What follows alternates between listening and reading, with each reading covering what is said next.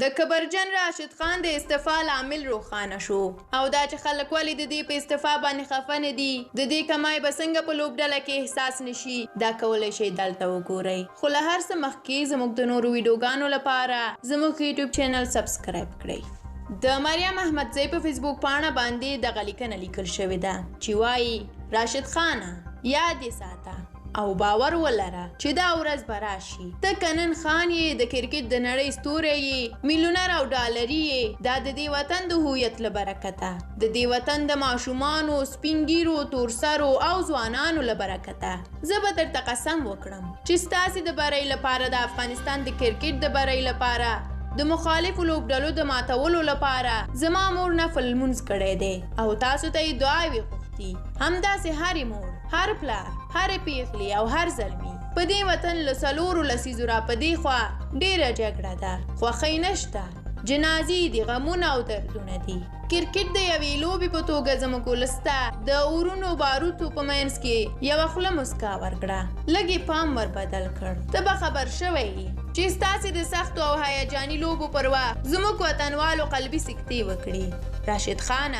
راشد خان ستا او د نورو لوبغاړو عکسونه د دې وطن وګړو خپلو کورونو حجرو دکانونو او نورو ځایونو کې له ډېرې مینې ولګول پر خپلو ماشومانو یې ستاسې نومونه کېښودل خو تاسې د خپلو شخصي اغراضو بانډپالنې له کبله د ولس زړونه مات کړل له کرکټه مو ورته زړه تور کړ هغه لپې چې جماعتونو کورونو او هر ځای به ستاسې د برۍ لپاره پورته کېدې اوس نه پورته کېږي تاسې لا هم د وطن د مظلومو خلکو زړونه ماتوئ په یاد یې لره دا وطن او خاوره به نور زامن هم وزیږوي بل راشد او نبي به پیدا کړي دا د استعدادونو خزانه ده په دې وطن به دا تورې بدې ورځې ختمې شي ښې ورځې به راشي ستاسې دوران به تیر وي بیا به خلک تاسو ته د خیانت او ورته د درد رسولو له وجې لعنت وایي په دې تړاو بیا ډاکټر کائنات لیکلی دي چې د راشد خان په استعفا هیڅ خفه نه یم راشد خان نه لمر دی چې دی نه وي رڼا به بنده شي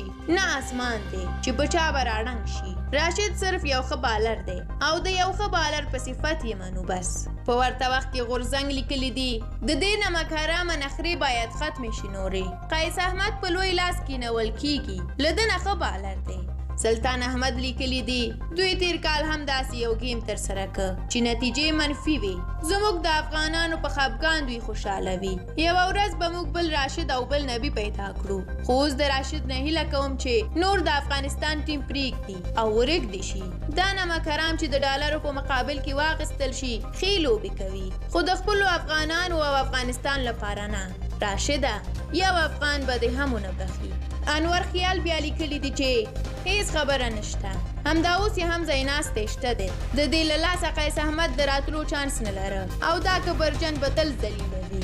او اتل خان ویلي دي زموږ په احساساتو باندې دا کسان لوبې کوي خدای دې وکړي چې غړیتوب ځینې واخلي بیا به ترې بېغم شو په ډالرونو باندې معاش اخلي د بیچاره ولس چې 15 دقیقې خوشحالۍ په نصیب کیږي هغه هم دوی د خاورو سره خاورې کوي دا راشد خان خو به مو نه وي هیر کړی دا هماغه راشد خان دی چې د ګلبدین سره یې د ضد لپاره ټولې لوبې خرابې کړلې د افغانانو په احساساتو یې لوبې وکړې له هماغه وخته یې د ټولو افغانانو زړه له کرکټه تور کړی دی دې ته باید نور بیخي د لوبېدلو اجازه ورنه کړل شي